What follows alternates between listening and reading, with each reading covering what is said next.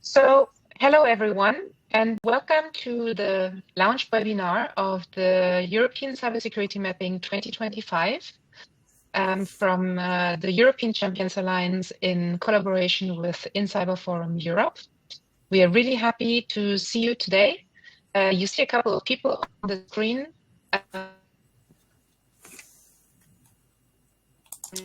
Andrea, we cannot hear you. That will present themselves. A couple of us. I think I'm back. I'm sorry, I have a little connection issues. I hope it's going to work for the webinar. If not, my friends who are here will take over, but I hope it's going to work. So we have a small program for you. We will present to you the mapping and a little bit what is around what we have prepared for you around that. And then we have a small roundtable together with Grit, Asaf, and Cody, and we're really happy for you to be all here with us. But first of all, I would like to give the floor to Antoine so he can present the InCyber Forum Europe and why we have started this cooperation together on this mapping. Thank you, Andrea, for the introduction, and welcome everyone. So I'm Antoine, in charge of international public affairs for the InCyber Forum, and we're launching the 2025 European Cybersecurity Startup and Scale-up Mapping in cooperation with European Champion Alliance. So for us, this initiative is way more than just a report. It's also a crucial step toward understanding and strengthening Europe's cybersecurity landscape. So as you may know, InCyber Forum is the biggest event in Europe when it comes to cybersecurity. And our mission is to bring together the key players of the European cybersecurity and digital trust ecosystem. So startups, scale-ups, policymakers, investors, industry leaders, academics, and others. It is because we firmly believe that cybersecurity is a collective effort. So in a world where cyber threats transcend borders, we must work together as a united European front, and that is why the InCyber Forum was born. This is exactly why we have chosen to support the creation of this mapping led by the European Champion Alliance. Europe has an incredibly dynamic and creative cybersecurity sector, but it is also highly fragmented. Too often, innovation remains siloed, resources are dispersed, and startups struggle to scale up at the European level. By mapping out this ecosystem, we can gain a clearer picture of our strengths and weaknesses, identify synergies and opportunities for collaboration, rationalize the ecosystem to create a more structured and efficient European cybersecurity industry. So this mapping is not just about numbers or company names, but it's also about understanding the momentum and creativity driving cybersecurity in Europe. It is a tool that we hope will help us coordinate our efforts, amplify innovation, and ensure Europe remains competitive on the global stage. So I do encourage you today to ask questions, think about how we can work together to strengthen our collective efforts toward a more unified, resilient, and competitive European cybersecurity ecosystem. So I would like to thank you all again for joining us today, and I look forward to an insightful session with all the different people present here. Thank you very much, Antoine, and thank you again to the InCyber Forum to be our partners. If you have questions, please put them in the chat. We will have some time after the, so tell us that you're here, which is really nice. Thank you very much, and say hello to everyone. And also, please, if you have questions, you can put them in the chat. And now I will share my screen to show you what we have prepared for you. Let me share this. I hope you can see it. Is it working? Yeah, it is. Okay. So again, welcome. And a couple of words about who is the European Champions Alliance and what we try to do. So we're a non-for-profit organization, and our goal is to keep startups that have been founded in Europe and to help them take the technological lead in their technologies. And one of the key technologies, of course, is cybersecurity. And what we would like to do is to have European startups remain in European hands, also financially, and to help companies support and protect our citizens and industries in the digital age. So basically, we are very, very European. So we are a non-for-profit organization created in 2020. So we have our 5th anniversary this year. And we have a really strong network of over 350 members, experts, and partners all around Europe that are helping us create this community, and a team of around 25 volunteers. And what we do as an association is pretty classical. So we have a lot of events like this one. We create content, studies like this mapping. We do a lot of connection building. So we do a lot of intros every day between startups, corporates, SMBs, events, and everything that all of the partners and the stakeholders that create this European ecosystem today. And our main topics that we take care of at the European Champions Alliance is cyber cloud, infrastructure, but also AI and sustainability. So those are the most important topics for us, and cyber was one of the first topics that we have cared about, and that Dominique will talk a little bit about in this mapping. And of course, we want to thank very much our partner in Cyber Forum, as I already said, to Antoine and also Guillaume Tissier, who supported this mapping with us together. So thanks again, Antoine and team, to do this. And you will also have the possibility to meet us in Lille if ever you plan to go to the Cyber Forum and see the mapping in paper format also, and not only digital. We also, of course, want to thank our sponsors who helped us put all of this together. So today in the room, we have Grit from Adfontes and Cody from Eclectic IQ, and Asaf from Giesecke and Devrient Ventures. So you will meet them a little bit later. But of course, without, we're a non-for-profit organization, but without our members and our sponsors, it would be really difficult for us to run this association. We're all volunteers for the moment, but we still have, you know, some things have to be paid even for an association. And so we're really grateful for our partners to have helped us put together this mapping. So what do we want to do with this mapping? Basically, we want to show that there's a very dynamic and creative cybersecurity community in Europe, and that there are a lot of companies that are active and that are growing in very many different parts of Europe. We also want to provide some key insights to those technologies and to the trends that we see in cybersecurity. It's the 3rd time that we do this mapping, so we can see some trends. We did the first one in 2020, the second one in 2022, and now it's our third edition. So we have seen some trends, and Dominique will talk about this. And also, we want to point the way to the success of the real European champions that we would like to see evolve and grow in the years. So here are a couple of ideas, and you will also, I will share the link to the mapping in a minute when I'm not speaking, so you can download it. But this is a couple of ideas on how you can use it. Of course, there's a lot of information inside, so you will get some insights on key trends and, you know, technologies that are upcoming. But also what we would like to encourage everyone to do with this mapping is to see who else is working in your industry, in your segment, in your category. We have 16 categories in the mapping. So we would like to encourage you to network with your peers all over Europe and to see who else is working on your type of technology. For the investors, of course, it's a possibility to support their deal flow. If ever, you know, there are some investors, of course, who are specialized in cyber, like Asaf, and he has a very, very good knowledge about the industry and about the ecosystem. But other investors are also interested in you know, getting to know a little bit what the cybersecurity startups are in Europe, and we hope that they can use it like this. And then, you, of course, you have the possibility to benchmark yourself with the other startups across Europe. Use it for market research. This is why we did the first mapping in the beginning, was basically to do our own market research and to see who are the cybersecurity startups in Europe. And then, of course, work together. This is what we want to do at the European Champions Alliance, is to really encourage everyone to collaborate rather than invent the wheel 27 times for the same technology. So if ever collaborations can come out of those mapping, it really would be our goal. So now I give the floor to Dominique, who will go a little bit more into detail on the mapping and talk to you about insight. Dominique. Thank you, Andrea. So I am Dominique Tessier. I am a co-founder of the ECA, and also I am driving our cybersecurity focus group. So as we have not much time, I immediately go into details.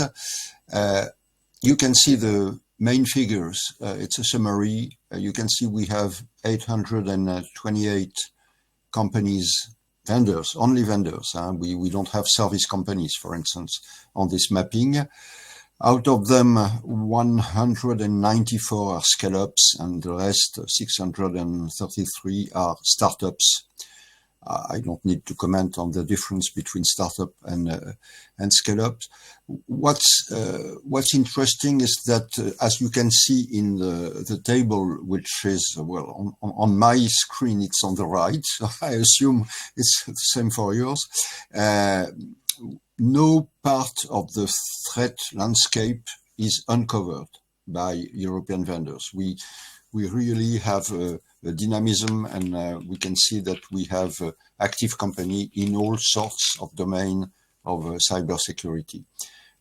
What's probably even more interesting is that European vendors are also present in areas which are probably the most challenging, such as, for instance, post-quantum cryptography, which will be the way to make sure that encrypted files cannot be easily deciphered even by quantum computing machines.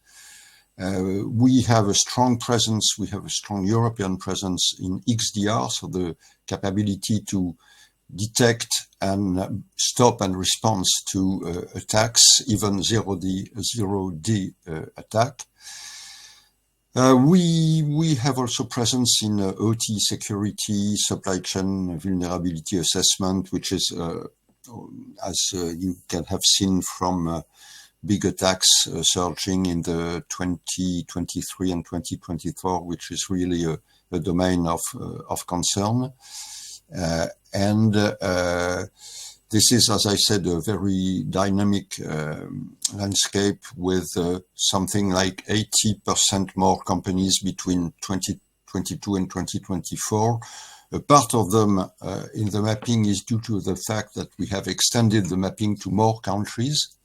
I didn't mention it, but we have 24 countries in Europe covered by the mapping, and a part of the growth is really organic growth. It's the popping up of new companies. If you can skip to the next slide, Andrea. Andrea, please skip the slide. It should be the next slide now. Is it? Okay. Thank you. Now we will probably immediately come to the challenge. I have said the good thing, dynamism, nice coverage of all domains of threats. Now, if we look at the composition of all these companies, and again, you can see it immediately, looking at the table on the right of the screen, you see that we have many small or mid-sized companies, but very few large companies. If I take the big players, you can have that. You can see the list: Storm Shield, which is a French one; EZ, which is a Slovak company; Acronis in Switzerland; Hornet, which is no more alone; it's Hornet Vade, so it's a German-French company. Genua, which is a company about industrial systems protection, German. We have North Security in Lithuania, Signicat in Norway, and WithSecure in Finland. We can also mention quickly some antivirus companies, probably the oldest of the European cybersecurity vendors, Bitdefender and Avast.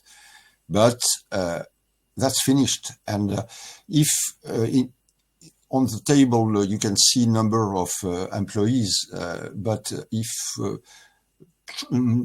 translated into revenues, the I mean, the bar above which these companies stand is about 75 million euros. If I do the same exercise for the US vendors, and I've taken the 10 biggest companies, and Cody, you will correct me if I am wrong, the figure won't be 75 millions, but probably 750, so one more zero, $1 million. You can see immediately the difference between the United States vendors and the European vendors. And that's really an issue. We have too few big companies, and even these big companies are a little too small. What happens also is that some of our good vendors, some good European vendors become US. The last time it happened, it was on last Friday. French OT, industrial system security company named SecurIC, which has been purchased by Cadence, a US company. So I have nothing against US companies, but I mean, somewhere it shows that when an European company grows and begins very expert in its domain, it may be purchased by an American companies because they have the money to do it, and we have much little in Europe. Can you skip? Thank you. In terms of geography, there I would like to counter some ideas which everyone has in mind. The first one, we are accustomed to more or less think that Europe is a game between France and Germany. That is not true, at least in cybersecurity. France and Germany are among the main players. You can see again on the right side of your screen the table with the countries which are in the mapping. So you see France, which is number one, Netherlands number two, before Germany. Maybe we have forgotten some German company during the mapping. Switzerland also has a nice contribution. So that should be noted. It's not only France and Germany, even though, of course, altogether these two countries count for something like 50% of the mapping. Maybe one more word about Germany. The composition in Germany of vendors. They have more Scaleup. The part of Scaleup is more important than in all other countries, and especially than in France.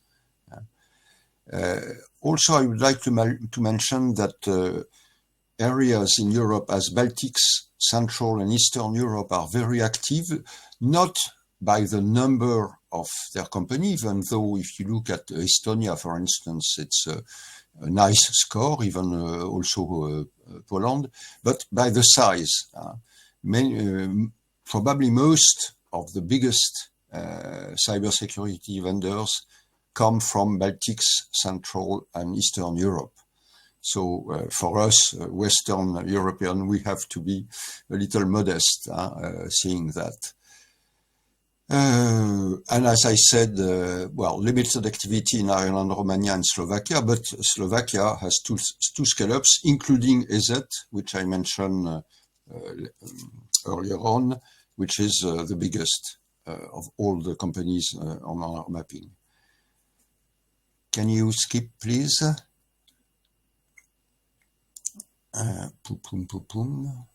Yeah.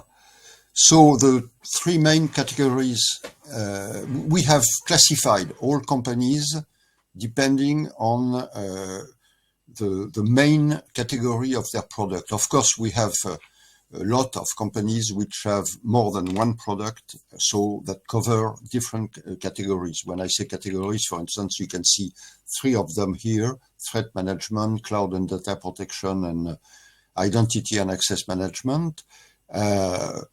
You can have companies covering two of these three, for instance, but usually they have a dominant category, which is the one we have used for the classification. So you can see threat management is the most important by the number of company with 152. Threat management covers different sub-segments. Maybe Cody will comment about that. You have companies focusing more on threat detection and analysis. You have other companies focusing more on responding to this threat and stopping it, preventing it from infiltrating the information system. Cloud and data protection comes second with 145. And again, it's a category where you have many subcategories. You have, for instance, companies that make safe storage very useful for backup in case, but others that focus on leak detections or some like the German mitigant, which is a member of the ECA, cloud default detection, cloud misconfiguration detection. Then the third one is identity and access management, very important because, for instance, if you think of all the information systems and data sets which are moved to the cloud, when you do that, you absolutely need to have an ID and access management system to make sure that you don't entitle anyone to see and treat every file you have put in the cloud. Then next one, please. This one, we call that future key domains. I mean, it's two domains, OT, industrial systems, security, and AI, security and integrity. I think it's really domains where we will have a multiplication, a tsunami of threats and of attacks. For OT security, it's obvious as and industries, factories transform themselves and automatize many systems. So now they rely on sensors, which are connected objects, which are connected to what in general edge computing, that is computing facilities which are close to the field, to the factory itself. There we have only 58 companies, which seems a little weak if we think of what is the impact of a successful attack in this domain. It simply can immediately stop the factory, and when a factory is stopped, even for 2 days, it costs a lot, and it's difficult to reinitiate. The second future key domain where I have some, I not say doubt, but at least which is really a point of attention, is AI security and integrity. I think we are not yet enough conscious that AI for the moment is a chain of cybersecurity holes. It's really terrific. AI system can be attacked at upstream when you compose the data sets you are using to train your model. The model itself can be attacked. The interface between the models and the specific tools a user uses can be attacked, so it can be a nightmare. And there, for the moment, Europe is not strong enough, and I hope it will change in the next future. To finish, what key challenges we see when we have finished this mapping. The first one is in reference to customer demands. We have many, we have discussed with many CISO on Monday evening when we first presented this mapping in the premises of InCyber, our partner. We had one of the best known French CISO of a big French industrial group, who said something about we cannot sustain having 25 cybersecurity niche supplier, which is a little the landscape in Europe, because we cannot us, CISO, we cannot integrate all these niche players. It's not our job. We have something else to do. So we would prefer, while keeping open competition and having best of breed solutions to choose among, we would prefer to have solutions that have a larger functional range. So with respect to that evolution of the customer demand, we begin to see some trend towards consolidation among vendors. I would Dominique? prefer to say, yeah, I must finish, right? Yes. Yeah, we would prefer to say consolidation than platformization, which is more the US way of thinking. So I will, okay, you can see we have also challenges on financement of cybersecurity vendors and so on and so forth. I stop there.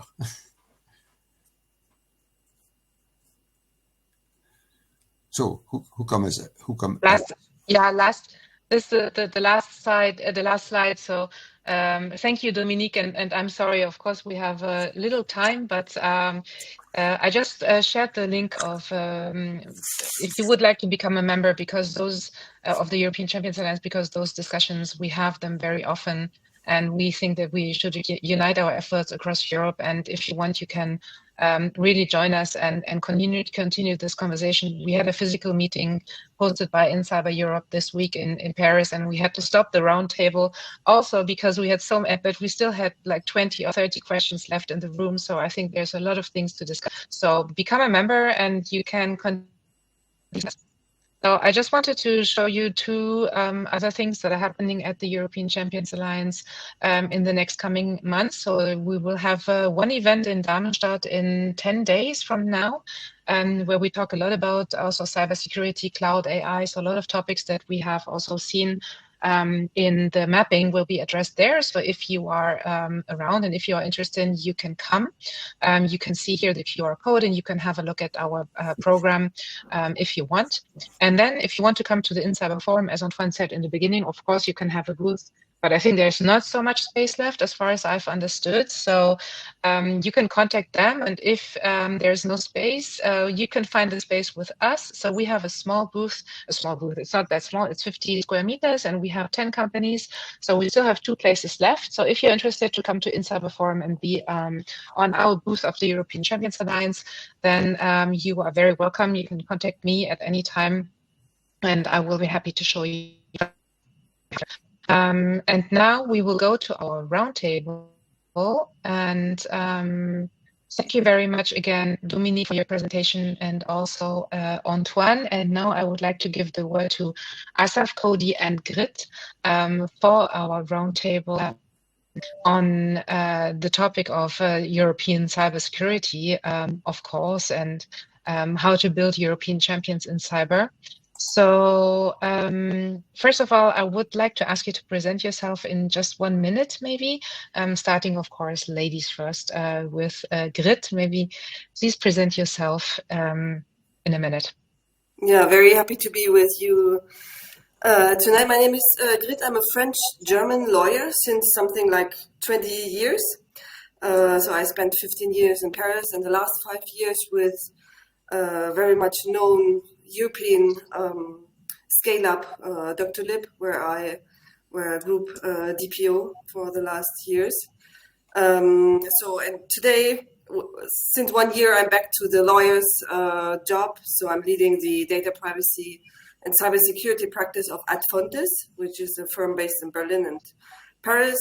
And it's a combination based on or born out of the need of companies who often need to combine privacy and cybersecurity for certifications, incident management, or their innovative products. And we advise a lot of data-driven business, but also some more industrial customers who also have much more and more bigger focus on cyber security today.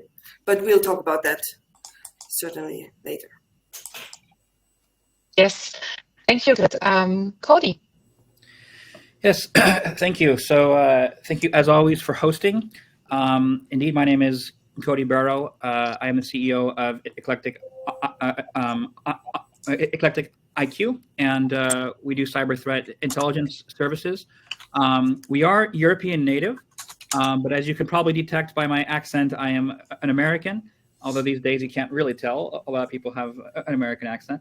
I live in the Netherlands for these last 5 years, but it's a little bit of an unorthodox path for me, because over the last, I've been in cyber for over 20 years, over 21 years now, but most of that was in the U.S. and half of that was in the U.S. federal government. So I was a founding member of United States Cyber Command at the Defense Intelligence Agency, and then stationed at the National Security Agency, speaking of things that are very bureaucratic, and then spent the rest of my time in the federal government at the Pentagon, where I did primarily strategic planning, intelligence policy at the national level. But what's, I think, more interesting to the European audience is that I've been on the buyer side as well. So I was at a Fortune 50, Fannie Mae, you probably all know, very big financial, where I bought products like those that I now sell. So I know the industry very well, and am looking forward to helping make Eclectic IQ a European leader, even more of a European leader than it really already is. Thank you, Cody. And we discussed yesterday, and Cody is speaking to us from the US right now. And we said that when he will come back to Europe, then maybe he can give us some impressions on what is happening right now and the impact on the cybersecurity industry, especially for Europe. So looking forward to that already. Asaf, GDPR Ventures. Yeah, hi everybody, and thanks Andrea, Dominique, and Antoine for hosting. Asaf Shamia is my name. I'm a partner at GD Ventures. We are based in Munich, Germany, but we invest in early stage startups across Europe. We are a thematically focused fund. We are not generalists. We invest in what we call trust tech, which is a collective term for cybersecurity, digital identities, everything that has to do with compliance, risk, fraud, and regulation, and then also data privacy and security. Personally, I was born and raised in Israel. I've been a venture capital investor for the past 25 years, 10 of which, the first ones, I spent in Israel investing at a fund called Viola Ventures.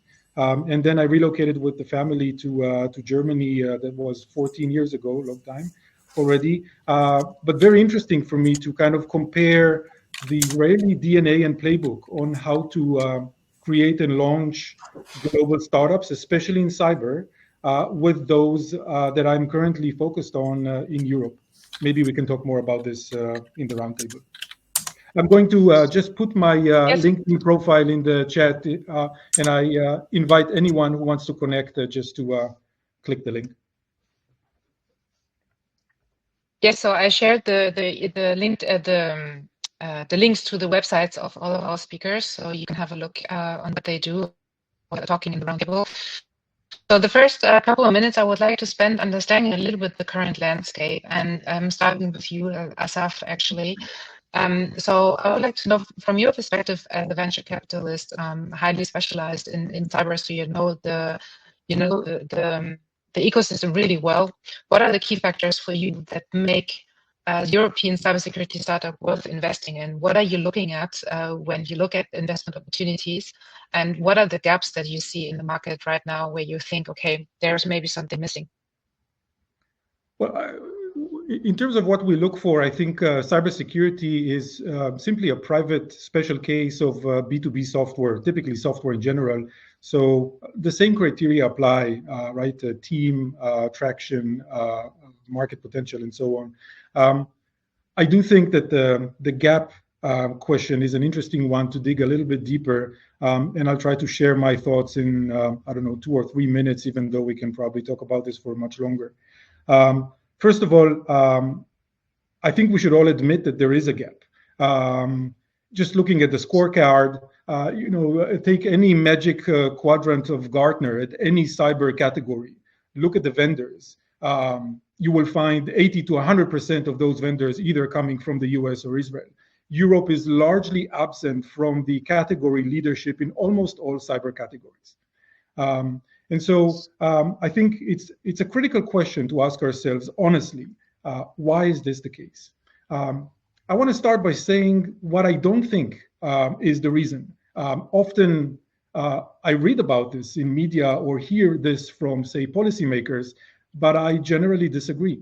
The first thing that I don't think is a gap is a market potential. Some people say Europe is too small, there are not enough buyers, go to the US. I disagree.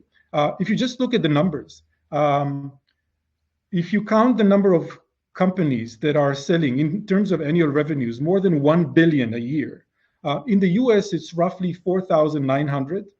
In Europe it's 5,200, so 300 companies more. You may say maybe the European companies are less profitable, so they have less cash, free cash flow to invest in technology.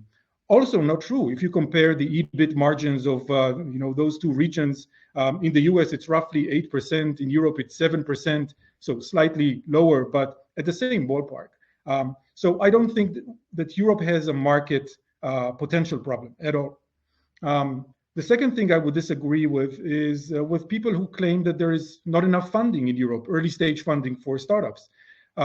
There are more than 200 active VCs headquartered in Europe. I'm not even talking about Asian investors or US investors investing remotely or opening local offices, just European grown VCs. You have more than 200 of those that have been active.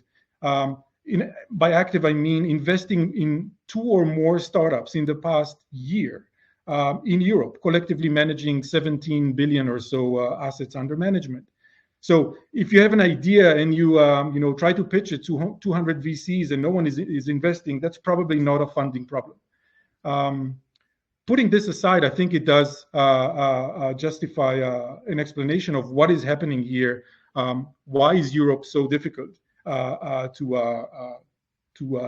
kind of sprout cybersecurity category leaders?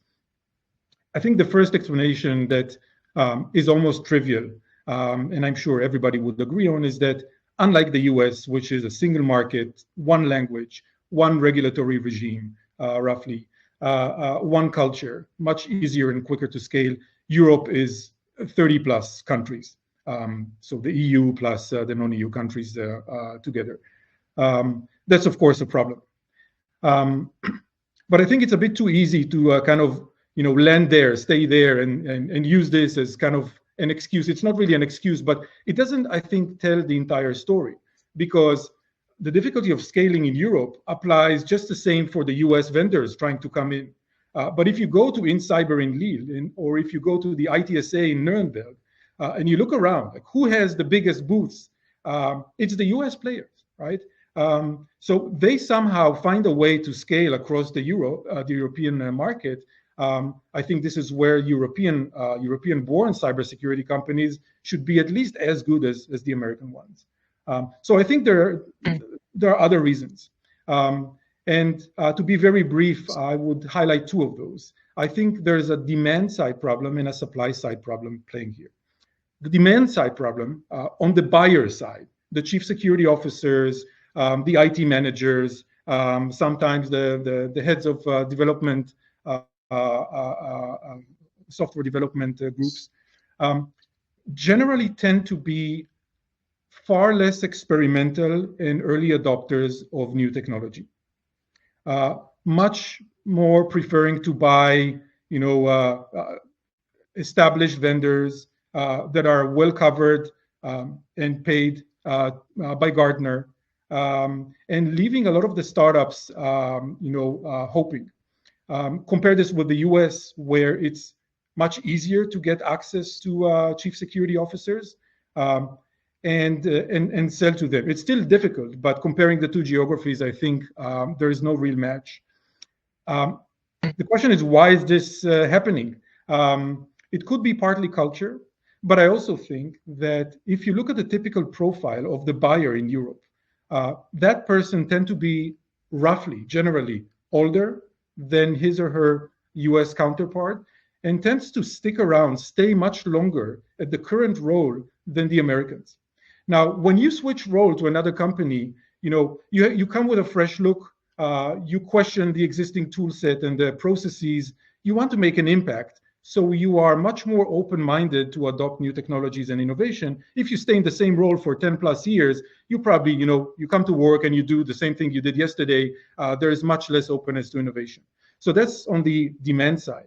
But I also think that there's a problem on the supply side, which is the startups, the European startups themselves. So pick any category in cybersecurity, make a list of the top 5, 10, 20 vendors that are active there globally. Now, order the list by the year in which those vendors were founded, when the companies were created. I think this is a very revealing exercise where you see that in almost all categories, the category inventors, the category creators, those who are the oldest, tend to come from either Israel or the US. And so, in general, in Europe, cybersecurity companies are playing a catch-up game, a Me Too play game, which is much more difficult to play, especially when it comes to valuations and the exit markets. We'll probably talk about it later. Now, why is this happening? Is it because European founders are less creative than their American or Israeli counterparts? I don't believe so. I think creativity is universally distributed among mankind. I think here as well, this stickiness to one's role plays an important role. And I'm saying this because cybersecurity in particular is a very hands-on topic. You cannot innovate in that area without having a deep domain expertise in cyber, and specifically in your niche, because only then you're able to speak the same jargon with the customers and understand where the cutting edge problems really are. European practitioners tend as well to stay longer in their roles and be less inclined to go out and try to launch new innovative startups. Compare this, for example, with Israel, where literally every year you get thousands of people with hands-on experience, between 3 and 5 years of experience in the Israeli military, in the relevant cybersecurity units, either offensive or defensive cyber. They just go, outside of the military, go into the civilian market and start their business life and career, much more inclined to create new cyber technologies. I think the demand and supply side might explain more about what is happening here. Yeah, that's interesting. And I remember, Cody, I already had you on our podcast on the ECA Tech Talks. I'm going to put you the link to the podcast. You can have Asaf. We will also have a discussion about that. So talked about the I think you called it the cybersecurity corridor or something like that, for the staff side, and how many people we have in Europe being able to work in cybersecurity companies. But I would like to know from you as a startup CEO, looking at that from the entrepreneur point of view, do you see the same challenges as Asaf, or what is your point of view on that question, on why there is how the current landscape is shaped, but first of all, say how the landscape is shaped from your point of view. Yeah, well, thanks. First, I'll say that I think I would have to really strain to find something I disagree with what Asaf just said. I think it's a very comprehensive perspective, and I think it's also something I would really zero in on, is that humankind's talent is evenly distributed. I think so also.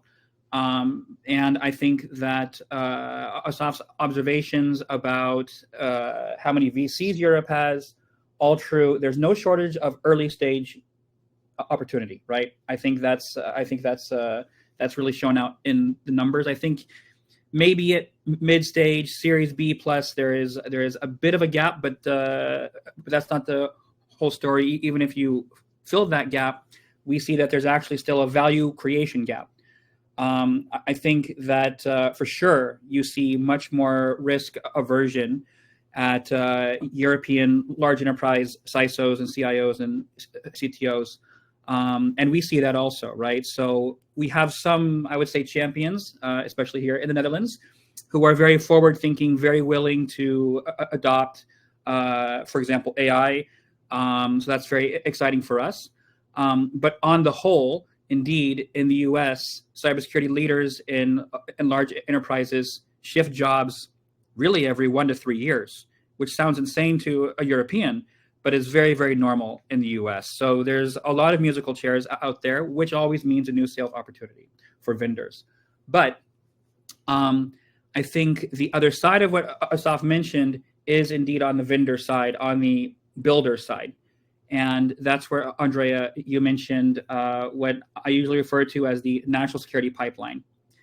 And the national security pipeline in cybersecurity, so this doesn't necessarily solve the broader big tech argument that you want, some people want to have, or AI argument, but in cybersecurity, the U.S. and the U.K. to a lesser but still greater than continental Europe extent has a great deal of military veterans, national security veterans, such as myself, who really enter into a private industry with a lot of pre-existing knowledge, a lot of security training, a lot of operational experience, and a lot of managerial experience that really translates well, actually, to the private sector and to being a builder. I know we don't always think of government as being super efficient, but when you're in a war zone, it's a little bit different, right? So the national security pipeline helps the U.S. a lot with finding talent. So that's one sort of key pillar in cybersecurity, where I can go to the U.S., I can find an analyst who worked at the National Security Agency, worked at CIA, worked somewhere, knows how to do intelligence, for example, maybe knows how to do incident response, and is able to really hit the ground running, versus somebody coming out of school, which is great, don't get me wrong, and it's certainly getting more and more mature, but they don't have that operational experience. They don't have the same sort of operational discipline that you see from the national security pipeline. So that's one factor. Another factor, and this is the really uncomfortable one, and it's getting increasingly uncomfortable, is the enormous salary gap, right? So anybody here who has ever worked with the U.S. knows that the salary gap is just getting larger, which means that when you're hiring in the U.S., so you can expand to the U.S., hiring sales, especially lately, hiring customer success personnel, you're paying salaries that would really be 3 or 4 people in the EU often. So that can make it very, very hard, on top of the fact that you probably don't have the same sizing of your Series A round, Series B round that you would have in the US with US venture capital. So you're already kind of relatively underfunded most of the time, and then you also have to find a way to actually handle those enormous US compensation packages. So, and then I think that the third sort of challenge, or third sort of pillar, is I find that in cybersecurity, and maybe in other areas, but in cybersecurity, the US and UK, most people tend to think at a more strategic level versus Europe. In Europe, you have a very highly technical audience. You have some very smart people. This is where Linux was invented. Well, not this, I mean, in Washington, D.C., but Europe was where Linux came from, Finland. And Linux, it really powers the world now. Maybe not as sexy as it used to be, but overall it does. And it just kind of has that highly technical pedigree. Everything is a little bit more complicated, a little bit more robust, maybe, but not simplified. It isn't really the Apple of cybersecurity. It's really more the Android or the Linux. And so I find that when you're selling to European CISOs, European CIOs, European CTOs, they're thinking much more about their technical infrastructure. And although this is changing, less about seeing cybersecurity as a fundamental business problem. And you have to see it as a fundamental business problem, because otherwise you're just an expense center that you can't really justify when you get tight, right? If you see it as a fundamental business problem, then you see that you're actually in the business of revenue protection, and that's the way U.S. enterprise leaders see it. And I think that makes it harder for us to sell as effectively to European enterprises, because as they try to justify their own budgets, especially in the threat intelligence areas, that's really hard to do if you don't see it at that high level, strategic, business problem level. So those are the three key pillars that I see. Mm-hmm. Thank you, Cody. That's really interesting as always. So now in Europe we have some special things that some people complain about and some people think are really important, which are special regulations that we have. Some say we overregulate, others say that we feel safe because there's regulation. But we have, of course, GDPR, NIST, DORA. We have a lot of regulations that are in the field of cyber. And Grit, I would like to know from your point of view, do you think that those regulations create a unique environment in Europe? Do they help or hinder startups in addressing these market gaps? And what is your view on this evolution?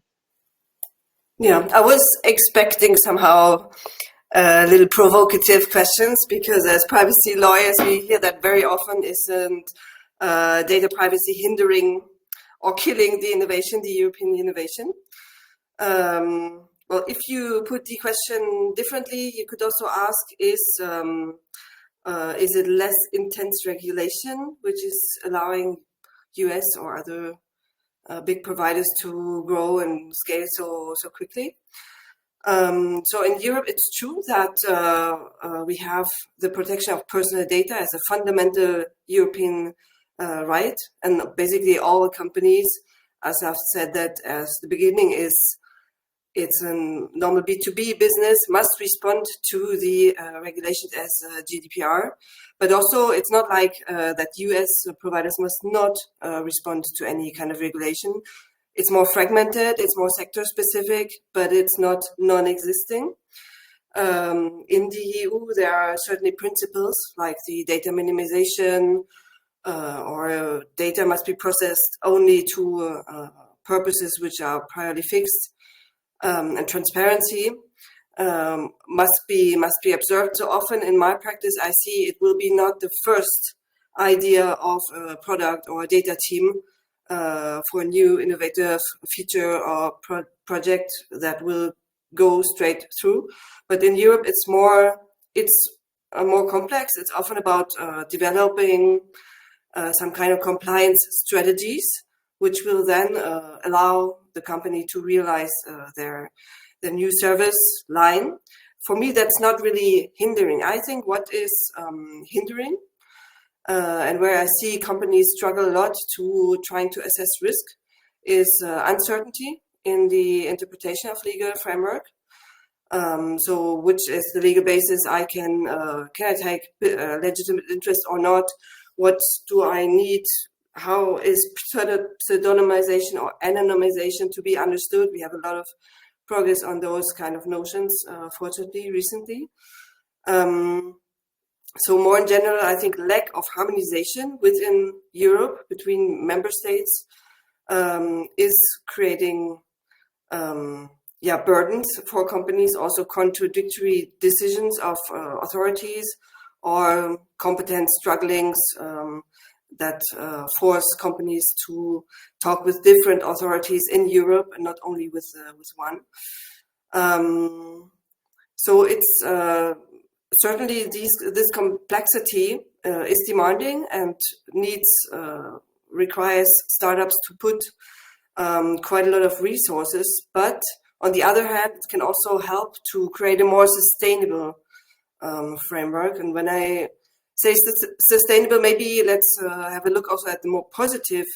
How does it help these kind of frameworks?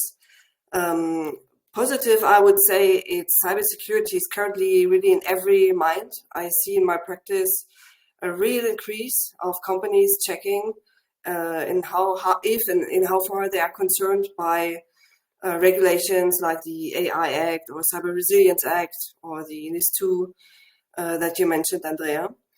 And I see that cyber is really becoming law with all these new digital regulations, and force companies to think about their cyber resilience and also the C level, because there are new liabilities for the C level.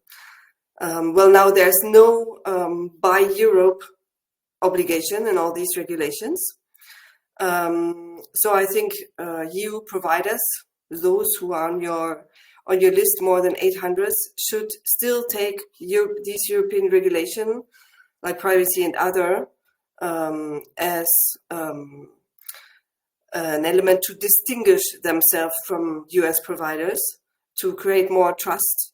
We also do not know if, for instance, the data privacy framework between the US and the EU will remain in place, or if data transfer will again become very complicated, which then could put EU providers in a pole position again.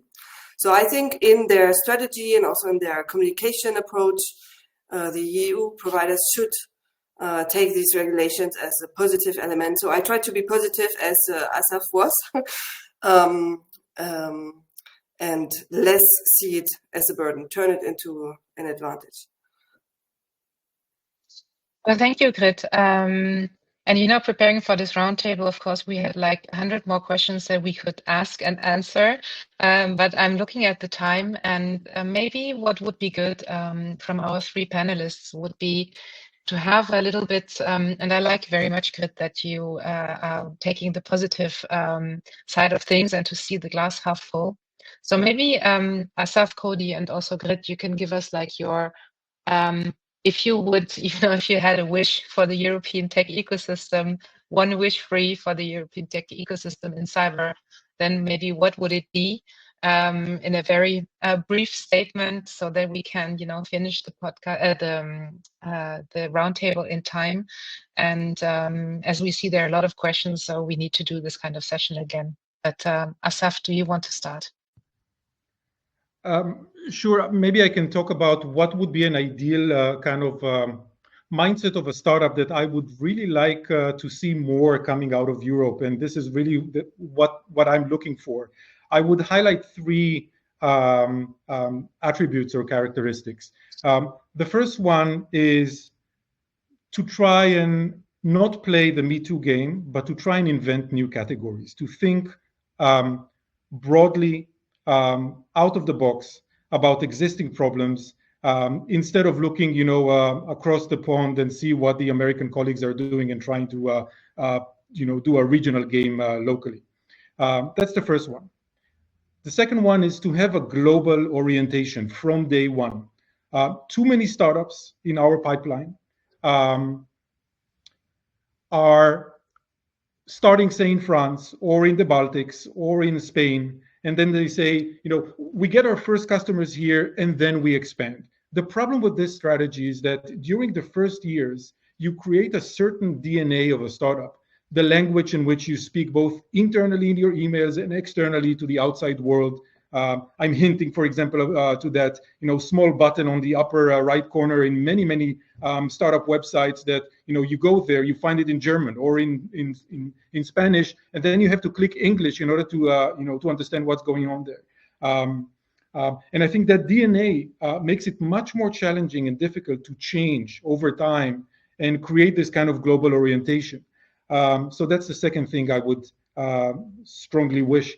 And the third one, which is more of a cultural thing, like in Germany, there's this saying about someone being too American, meaning overselling, loud, overly aggressive. I think that's the wrong framing.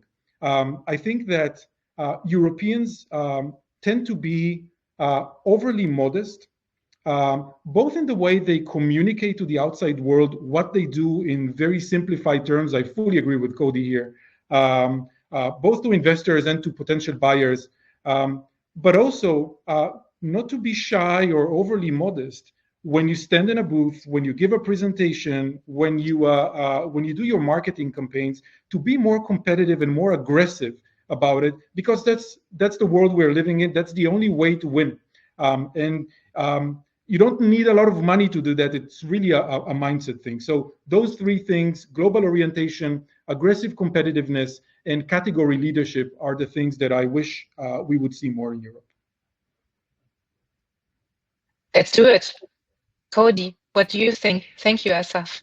Yeah, thank you. That's really great, Asaf. I really like being global day one. I could echo that for many reasons also. For me, I think in the interest of time, I'll try to zero in on one. I think in anything that you do, though, it's really always a combination of factors. If it were just one thing, it would have been done, right? Because we just snap our fingers and then it would have been done. But I think one of the bigger things is, I'm going to allude to the 28th regime concept from the European Commission, and maybe under the 28th regime, if this materializes, we could have something like this, some sort of unified European cybersecurity procurement framework. So we didn't have enough time to discuss procurement bias, but I think that if there were a system that had a fast-track approval process, similar to the way in the US, you have a lot of cybersecurity companies scaling early, because even though you have heavy-duty requirements to do business with the Department of Defense, like FedRAMP and so on and so forth, there are many streamlined processes that you can use. You can even receive a lot of funding from them that are either more disparate here, smaller, or non-existent, right? So we could go into more detail on that, but the bottom line is that a fast-tracked approval process, I think, would help, at least at the European level, with procurement. And I think something like the 28th regime that would strengthen, hypothetically, cross-border scaling, hopefully reduce some of the regulatory burden of trying to work through 27 different systems, and similar factors like these that really focus on that demand-side support, that would enable these European startups that do have the talent to have the sort of market structure that they need to scale.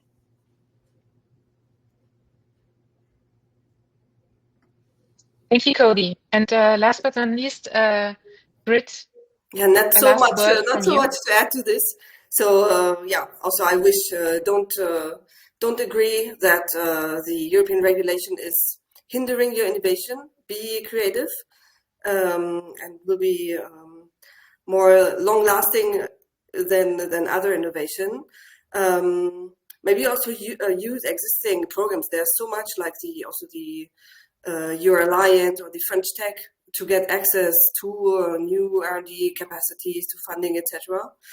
And also contribute to the creation of legal framework. There are many opportunities to bring the use case to the policymakers, because this is always the basis for creating new legal framework.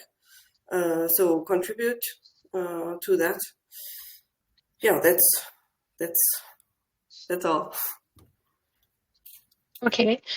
Well, looking at the time, as I said, there would be so many other things that we could discuss, and we will set up this kind of session again. So if you want to be part of it, you can follow us on LinkedIn, or you can sign up for our newsletter, or you can become a member. That would be best to support what we do and to be part of, member-only sessions with us.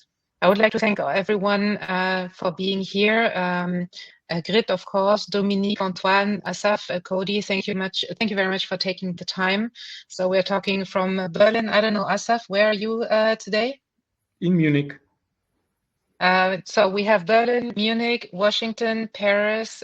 So thank you very much everyone for being here. Really good European roundtable, and have a nice day, everyone, a nice evening, and looking forward to speaking to you very soon.